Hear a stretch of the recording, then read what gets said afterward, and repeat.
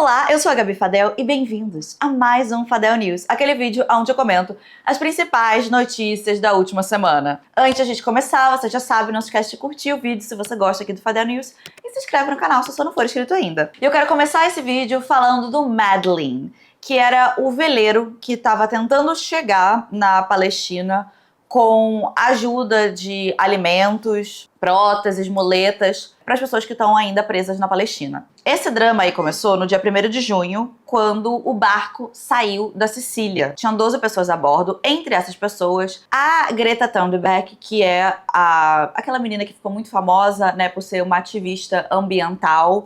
E no início todo mundo achava ela o máximo e hoje em dia a mídia já dá uma zoada um pouco nela porque ela começou a ficar cada vez mais radical, né? Além dela, o Thiago Ávila, que é um brasileiro também ativista. Também tem uma francesa deputada chamada Rima Hassan, outros jornalistas e outros ativistas, todos de vários países diferentes. A ajuda que eles estavam levando nesse veleiro, tá? É uma ajuda que você pode considerar como uma ajuda simbólica, porque, obviamente, é apenas um veleiro.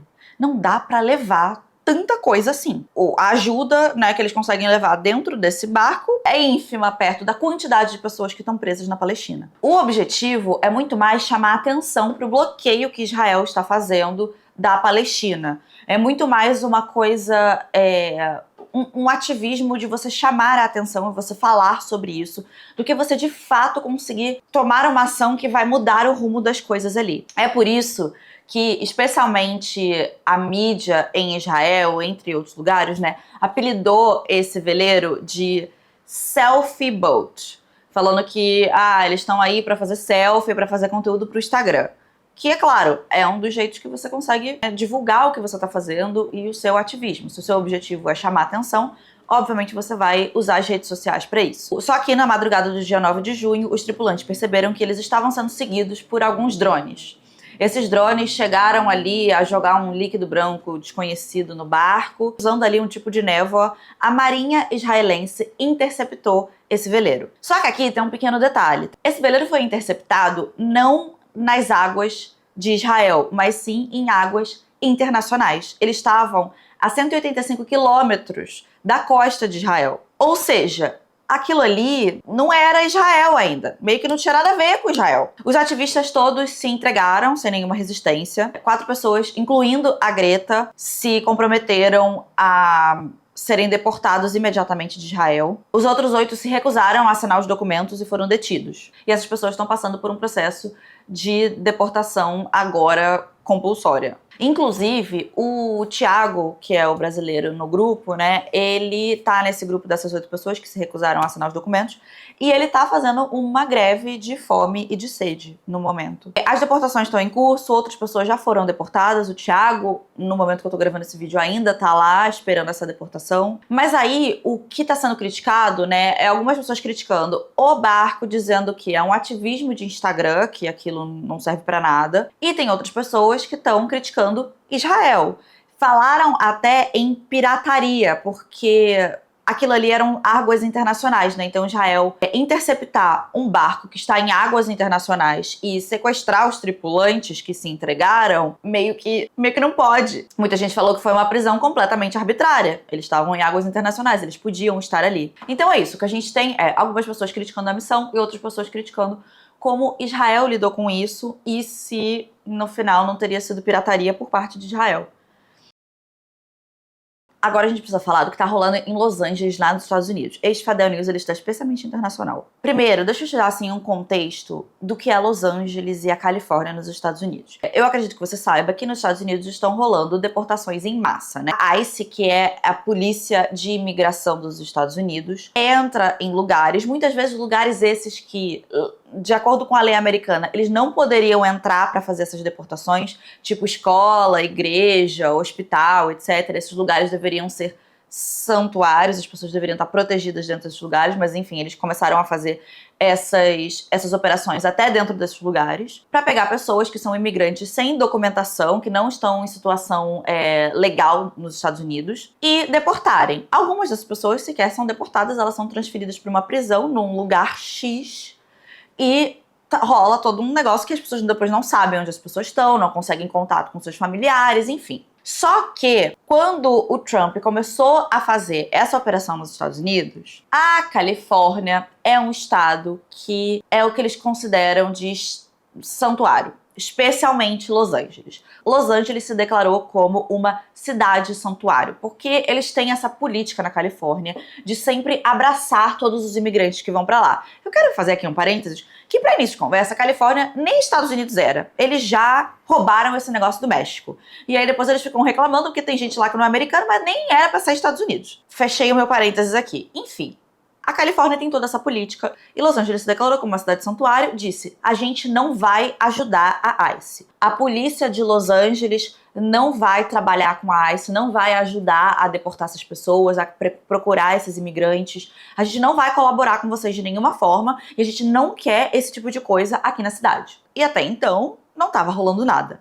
Mas a partir desse mês, no dia 6 de junho, a ICE começou com uma série de operações surpresa na cidade. Essas operações são em loja, em construções e até na casa das pessoas e escolas. Inclusive, eles estão fazendo isso nos Estados Unidos inteiro. Eles vão justamente nas formaturas, porque tá rolando um monte de formatura agora, que é logo antes deles entrarem nas férias dele, que é tipo as nossas férias de final de ano, as férias grandes. A deles é agora, porque é verão, né? E aí a galera começa a se formar, tipo, do ensino médio agora. E eles estão fazendo essas operações, inclusive, pra pegar a galera que tá indo se formar. Teve até escola que aconselhou mãe, pai, etc, de não comparecer nas formaturas. Só que Los Angeles é uma cidade que é contra esse tipo de coisa. Então começaram a rolar vários protestos. E esses protestos são pacíficos. Inclusive tem um vídeo muito legal que uma pessoa tá gravando, assim, logo no início, quando começou a rolar os protestos no dia 6, tá gravando, assim, a galera protestando, e aí ela grava um cara que tá todo, assim, estiloso e tal, não sei o que, e pergunta: como que vocês ficaram sabendo disso aqui? E aí o cara vira e fala: Reddit. How did you know this was happening? Reddit. Uau, e aí fala... E aí a galera começou a zoar, assim, falando: eles conseguiram tirar a galera do Reddit de casa, agora fudeu pra eles. Enfim, começou a rolar alguns confrontos entre os manifestantes e a polícia, né? Também tem um outro vídeo muito legal, que tem um manifestante que tá sendo entrevistado e aí, aparentemente, assim, jogaram, tipo, gás lacrimogêneo, alguma coisa assim. E aí ele fala assim, ó: isso tem gosto de fascismo. Genial. Então, no geral, esses protestos são extremamente pacíficos, mas em alguns lugares houve confronto ali com a polícia jogou gás lacrimogêneo, daí os manifestantes jogam pedra, alguma coisa assim, mas os protestos, no geral, são extremamente pacíficos. Enquanto eu tava fazendo a pesquisa sobre esse caso, né, eu assisti alguns vídeos no TikTok de pessoas nos protestos, e gente, assim, protesto, tipo assim, com gente cantando, dançando, a polícia, tipo, no celular, porque a imagem que a grande mídia em vários lugares tá tentando passar é que é uma grande guerra em Los Angeles. Mas a verdade não é essa. Esses protestos são pacíficos e na grande maioria deles não tem nem confronto. Mas o Trump resolveu simplesmente mandar o exército para Los Angeles. Mandou 2.000 soldados, depois mais 2.000 soldados, depois 700 fuzileiros navais, tudo para Los Angeles. E isso tudo acontecendo sem que o governador da Califórnia aprovasse. Fez discurso falando que os manifestantes eram o inimigo estrangeiro e que ele ia mandar mais tropas se os protestos continuarem. E ele deu uma ameaçada ali, né, de convocar lei de insurreição, que é essa coisa de abrir um precedente para mandar a tropa federal para conter protesto. E tem gente que acha que ele pode usar isso, essa desculpa de que tá tendo protesto e que os Estados Unidos está um caos, para invocar uma lei marcial que seria um jeito de dar um golpe. Claro que isso é extrapolando tudo, né? É uma coisa mais, assim, doida que poderia acontecer. E que se fosse feito, realmente seria um golpe, né? Porque quando você chama lei marcial, é dizer: o país está em estado de sítio e eu preciso, então, agora ter todo o poder para poder tomar decisões. Que Sim, não tô dizendo que é impossível de acontecer, mas pode ser que aconteça. Mas é um golpe. É o que aconteceu, quer dizer, não o que aconteceu, né? É o que ele tentou, aquele ex-presidente da Coreia do Sul, tentou fazer na Coreia do Sul. Enquanto isso, tá rolando ali uma guerra jurídica entre o governo da Califórnia e o governo federal. O governador da Califórnia entrou na justiça pra dizer, não, a gente não quer a Guarda Nacional aqui. E pra impedir o Trump de mandar a tropa federal também. E, inclusive, foi colocado um toque de recolher no centro de Los Angeles, ali no downtown, que é bem o centrão mesmo, em alguns distritos.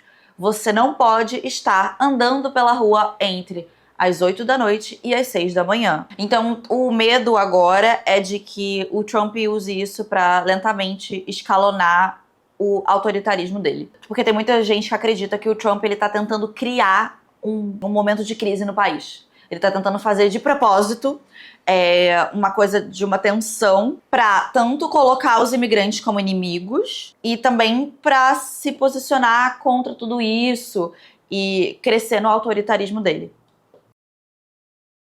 Agora vamos falar um pouquinho do nosso país, não é mesmo? Começou as audiências que são referentes à tentativa de golpe de Estado de janeiro de 2023. Essas audiências são basicamente, assim, entrevistas, né, que você faz com as pessoas. Não é pra você pegar o depoimento delas, não é o julgamento ainda. E aí, gente, é cada momento, porque assim, eu adoro ser brasileira.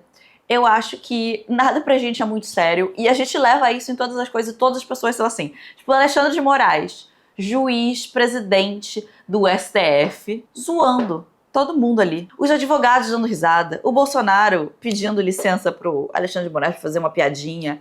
Sim, fenomenal. A gente vive um grande The Office. A gente tem o bom humor brasileiro. Olha, realmente, nada bate. Nada bate o nosso bom humor. Não tem ninguém que seja melhor em dar uma risadinha do que a gente. Eu, particularmente, acho isso maravilhoso, tá? Ai, nada é muito sério. Ai, nada é muito sério mesmo, gente. Sabe por quê? Porque todo mundo vai morrer no final. Tanto faz, entendeu? Então vamos dar uma risadinha aqui? Ai, tá tudo cagado mesmo. Vamos dar uma risadinha? Tem gente que acha meio triste. Tipo, ai, porque nada é sério nesse país. Eu acho ótimo. Acho ótimo. Não tem que ser nada muito sério mesmo, não. Tá? Nada. Nunca. Na minha vida inteira. Nada nunca foi sério. Até quando eu sofri um acidente, falei, que se foda, vou gravar e vou botar no YouTube. Tá aí, sofreu um acidente, ela toda fodida, de moto. Eu vou gravar. Olha, mãe! Acho tudo ótimo, tá? E eu acho que tem que ser desse jeito mesmo. Então, particularmente, eu tô achando muito legal, tá? E eu vou trazer aqui só os highlights pra vocês aqui, tá? Dos meus momentos favoritos, de tudo que aconteceu. Tem aquele momento maravilhoso, né, do Bolsonaro puxando o saco ali do Alexandre de Moraes, perguntando se pode fazer uma piadinha e tal. E o Alexandre de Moraes fala, sei lá, né, e tal. E aí ele fala, ai, você não quer ser meu vice? Achei ótimo. Posso fazer uma brincadeira? O senhor sabe. Eu perguntaria aos seus advogados antes. Eu gostaria de convidá-lo para ser meu vice em 26. É isso aí. Eu declino novamente. Bolsonaro, inclusive, super ensaboado, negando tudo, chamou a galera que vota nele, os seguidores nele, tudo de pessoas idiotas, tá? Disse que eles são uns malucos que queriam as coisas. Na moral. Ai, gente, que Bolsonaro é muito otário, né, cara? O cara lá falando, esses doidos aí, nada a ver. Enfim. Agora tem sempre os malucos ali que ficam com aquela ideia, né, de AI-5, intervenção militar, que as Forças Armadas, os chefes militares jamais iam embarcar nessa, porque o pessoal tava pedindo ali, até porque não cabia isso aí. Aí tem um momento muito bom, que é esse advogado, um dos advogados de um dos generais, que dá uma reclamada, e ele dá uma reclamada bem, tipo assim, fervorosa, com o Alexandre de Moraes, dizendo, eu só tomei café da manhã hoje, vai acabar uma tarde, eu ainda tenho que fazer um monte de coisa, e aí eu vou ter que estar aqui de manhã, eu preciso comer. E aí o Alexandre de Moraes dá uma zoada nele e tal, e depois o Alexandre de Moraes, ele pega esse momento e ele zoa esse cara o tempo inteiro. Eu minimamente quero jantar, excelência, que eu só tomei café da manhã quase. Por favor, você tem que colocar um pouco mais tarde amanhã, de modo a se tornar viável. 9:02. Possível umas 10 horas. Doutor, vamos ver se nós terminamos amanhã. Daí o senhor tem quarta-feira para tomar um belo brunch. Quinta-feira, um jantar que é dia dos namorados. Nem me fale. Sexta, dia de Santo Antônio. O senhor comemora também no Quermesse. Fala, pode ficar tranquilo que depois que a gente terminar tudo, você consegue fazer um belo de um brunch. Aí fala que quinta-feira ainda, dia dos namorados, você consegue fazer um jantar. Fica controlando depois se o cara comeu ou não. Como Vossa Excelência já bem alertou. Doutor, o horário do almoço ainda tá longe. Não vou falar. Vossa Excelência, fique tranquilo que... Vamos seguir. Parabéns. Nota 10. Eu adoro o bom humor, entendeu? Eu amo, acho ótimo, é isso mesmo. Que aí ele fica, ai, doutor, horário de almoço da talão. Ai, é muito bom. Tem um outro que é um momento muito bom, que o advogado também vai fazer a pergunta pro general, que ele tá defendendo. E o general, ele, assim, entende errado, era só pra ele falar sim ou não, só que ele quer começar a se explicar. E nessa de se explicar, você pode acabar se enrolando, né? Quando ele fala merda, tipo, o advogado ri, o general ri, o Alexandre de Moraes zoa. Porra, é muito bom, na moral. É muito bom. Tem num outro momento que o Alexandre de Moraes falou, não provoca e tal, não sei o quê. O outro fala, tem que ficar quieto para não apanhar. Gente, sério, que gosto, que momento. É muito bom. Mas enfim, ainda tá rolando, ainda não é julgamento. Toda vez que a gente fala disso aqui, eu volto a falar pra vocês, essas coisas demoram muito. Por mais que o Alexandre de Moraes esteja querendo dar uma corrida, porque ele não quer que tenha a chance de acabar o Bolsonaro podendo se candidatar nas eleições do ano que vem, né? Ainda assim é uma coisa que demora, então nem julgamento sair ainda. Nossa, quando for julgamento, será que vai ter essas pérolas no julgamento? Nossa, vai ser muito bom se tiver. Não, agora, esse rolê aqui assim, é uma fofoca dessas que é fofoca boa, tá? Fofoca boa de gente meio... Laísa Peixoto tem 22 anos. E ela, essa semana, viralizou, principalmente nas redes sociais, se dizendo a primeira astronauta brasileira. Ela dizia que ela era uma astronauta da turma de 2025 e que ela ia voar pela primeira vez com o Titan Space em 2029. Ela falava que ela tinha sido selecionada como astronauta de carreira, que ela estava liderando o projeto com a NASA e que ela estava fazendo um mestrado na Colômbia. Ela já fala umas coisas dessa desde 2023, porque se você entrava no Instagram dela, você conseguia encontrar esse post, acho que ainda deve estar no ar. Inclusive, o arroba dela é Astroliza, então, assim, de astronauta. Em 2023, ela dizia que ela tinha concluído o treinamento dela como astronauta. E nessa publicação de agora, né, no feed, ela tava com um uniformezinho escrito NASA. E ela dizia que ela era oficialmente uma astronauta de 2025. Só que aí, o que acontece? Né? Ela viralizou e aí as pessoas vão verificar. E essas coisas, tipo assim, verificar esse tipo de informação não é uma coisa que é muito difícil, sabe? A CNN Brasil foi atrás da NASA e foi perguntar, né? E aparentemente a NASA falou: não, nada a ver, ela não tá liderando nenhum projeto, ela não é astronauta nossa, nada disso. Ela participou de um programa chamado L-Space, que é um workshop educativo, tipo assim, é um curso para estudante. Nem é um curso, na verdade, é um workshop mesmo. Você vai lá, aprende umas coisas e tal, tipo, se diverte na NASA, blá blá blá, pra estudante. Não é nem um estágio, não é um emprego, não é nada, é um negócio que você vai lá, tipo um cursinho, você vai lá que tem disponível pra você fazer se você quiser. Ela inclusive fala que ela fez física na UFMG. E é só parcialmente verdade, porque ela foi desligada. Ela chegou a fazer, acho que 4 semestres de física na UFMG, aí ela trancou e aí ela nunca mais voltou e ela foi desligada, né? Não teve mais matrícula. A Columbia, a faculdade, né, que fica nos Estados Unidos, também disse que não tem nenhuma matrícula nem nenhum registro da gata lá. A Titan Space, ela falou que a Laísa foi aceita como candidata a astronauta, ou seja, que ela não é uma candidata, que ela foi aceita como candidata. E que ela vai participar de um programa de treinamento, e que esse programa de treinamento dura vários e vários e vários anos. Mas o nome dela não consta na equipe técnica de nenhuma das próximas missões, e muito menos dessa missão específica de 2029. Inclusive, a Administração Federal de Aviação dos Estados Unidos, que é o órgão que controla esse tipo de coisa, fala que essa Titan Space, especificamente, não tem licença para realizar voos tripulados. Ou seja, mesmo que eles anunciem uma missão, eles meio que nem podem fazer missão até que eles sejam autorizados a fazer. E aí tem outro ponto de que foi uma grande polêmica, é que foi divulgada uma foto da Laísa com um capacete da NASA, mas que no Instagram dela ela postou a mesma foto e no capacete não tinha o logo da NASA. Então as pessoas falam, ela editou, ela photoshopou, né? Isso que as pessoas acreditam, que parece que pelo menos assim, ou tinha o logo da NASA, ela tirou, ou não tinha o logo da NASA, ela colocou. Alguma das fotos passou por algum tipo de manipulação. E aí, nisso, todo mundo caiu em cima da Laísa. Ela acabou deletando a conta dela no LinkedIn, que era onde ela estava postando grande parte dessas coisas também, né? Ela tinha viralizado nas redes sociais todas, inclusive no LinkedIn. E no LinkedIn também era um lugar onde tinha, assim, grande parte dessas inconsistências que o pessoal encontrou, sabe? Dela dizendo que tinha um curso, não tinha, que tinha feito tal coisa, enfim. Tem muita gente comparando o caso da Laísa com o caso da Bel Pace, que também teria mentido sobre coisas no currículo dela. A conclusão que podemos tirar disso, crianças, é não minta sobre o seu currículo na internet. Porque é meio fácil descobrirem se você tá mentindo ou não.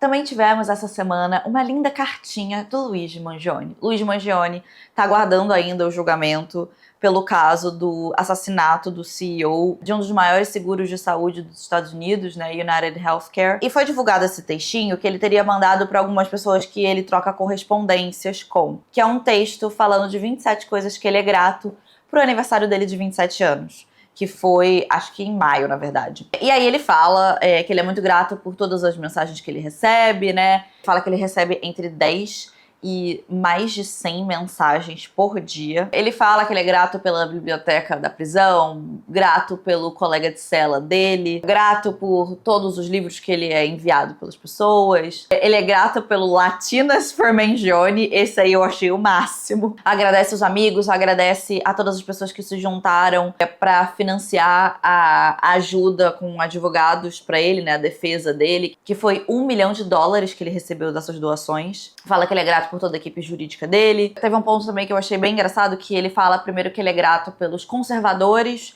já explica a função dos conservadores na sociedade, e que ele é grato pelos liberais, porque os liberais liberam a gente das coisas que não são boas na sociedade. E aí eu falei, nossa, ele realmente está passando pano para todo mundo, sendo grato por todo mundo. O cara, ele tem um carisma inegável.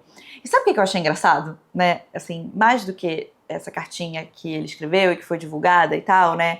Que, assim, sinceramente, excelente. É um excelente posicionamento de mídia, tá? De ter isso divulgado, de humanizar ele cada vez mais, de mostrar ele como uma pessoa super carismática, porque a gente sabe que esse julgamento é um julgamento que vai ter um júri e que vai ser praticamente impossível que esse júri não tenha contato com todas as notícias sobre o Luigi Mangione. Então, tudo que ele conseguir fazer para fazer com que as pessoas gostem mais dele é melhor para ele. E, sinceramente, ele já tem o apoio de grande parte dos Estados Unidos, tá? Nos Estados Unidos, principalmente em Nova York, onde aconteceu, assim, ele é uma figura que foi quase que unânime, porque a gente não consegue entender isso bem no Brasil, mas nos Estados Unidos não existe, né, serviço de saúde pública grátis, público mesmo, não existe.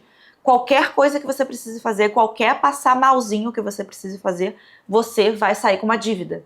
Ter um filho é uma dívida. Se você tiver um câncer, você vai ter uma dívida pro resto da sua vida, ou você vai morrer sem tratamento. E todo mundo nos Estados Unidos conhece alguém que já teve problema, que já faliu por causa disso, pessoas que já morreram porque tem toda essa coisa nos Estados Unidos de você não conseguir o tratamento, de muitas vezes esses seguros de saúde não autorizarem o seu tratamento, porque é um grande negócio nos Estados Unidos, é uma indústria gigantesca que dá muito dinheiro para pessoas muito ricas. Só que aqui eu quero fazer um parênteses nessa notícia, porque eu uso muito o ChatGPT para me ajudar a fazer resumo dessas notícias, a organizar essas coisas todas que eu falo aqui para vocês, né? E eu mandei as notícias pro ChatGPT, do Luigi Mangione, desse caso, e eu peço para ele me fazer um resumo, né? Enfim, no final, ele terminou o meu texto falando assim, e se você quiser que eu teça comentários ácidos sobre o que mais isso revela sobre ele, é só você me falar. E o meu ChatGPT, ele é todo engraçadinho, sempre que eu falei pra ele ser engraçadinho. Aí eu falei, vamos ver qual que é a opinião do ChatGPT sobre isso. Fiquei curiosa, sabe? Falei, e aí, chat, o que você acha que isso revela sobre ele? E aí ele falou, vou aqui fazer a minha análise direta e talvez um pouco indigesta. E aí ele fala que o Luigi Mangione tá se posicionando como uma marca, não só como um réu. E fala tipo assim, olha só como ele tá falando, olha como eu sou uma figura interessante, até divertida, mesmo preso e acusado de assassinato. E aí ele fala assim, isso revela uma frieza da parte dele, porque ele está sendo acusado de homicídio. E ainda assim ele tá fazendo um post, estilo BuzzFeed. 27 coisas que eu amo no meu aniversário. E isso demonstra um nível de controle narrativo, de autogerenciamento emocional e pode indicar um tipo de distanciamento psíquico ou até traços de narcisismo performático, né? E aí ele falou assim, se ele for culpado, é maquiavélico, se ele for inocente, é brilhante. E aí eu falei assim, caramba, chat, parece que você não gosta muito dele, né? O que você acha sobre o Luigi Mangione? E aí ele descascou. falou que ele é um clássico caso de carisma perigoso, né? E fala assim, ó, ele é um comunicador nato e quando isso vem desacompanhado de ética pode ser um baita de um problema, porque gente perigosa que parece encantadora é um clássico. Aí eu falei, tá, chat, mas assim, se ele for culpado do crime que dizem que ele é culpado, ele não é uma pessoa perigosa, né? Ele não é uma pessoa que vai matar pessoas por aí. E isso é, inclusive, uma das coisas que as pessoas estão criticando nos Estados Unidos, né? Porque os Estados Unidos está tentando fazer colar uma pena de morte, querendo pintar ele como se ele fosse muito perigoso. E isso não cola de jeito nenhum com a população dos Estados Unidos, porque por mais que, digamos, se ele for culpado, o que ele fez foi errado, ainda assim ele não apresenta um perigo para a sociedade, porque foi uma coisa específica, né? Ele não é um perigo para a sociedade. Ele é um perigo para CEOs que estão, né, enfim. E aí o ChatGPT, né, pegou essa minha resposta e falou, realmente, a questão é quem define o opressor. Esse foi o argumento dele. E ele termina assim, ó. Se Luigi matou alguém com um protesto político, ele pode não ser um perigo comum, mas ainda é uma ameaça ideológica complexa. E aí eu falei, uma ameaça ideológica complexa apenas para a elite da elite, que controla as ideologias. Por exemplo, quem te programa.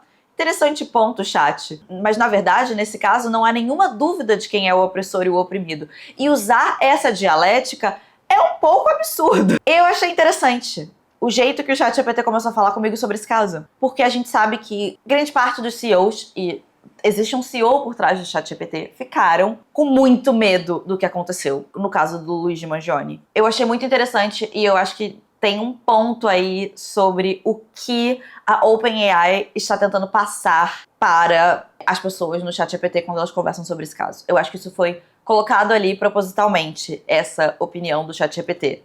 Porque o meu ChatGPT, ele é assim, bem esquerdinha, várias coisas, assim, e eu achei interessante, tá? Mas, enfim, é só um parênteses que ficou muito longo.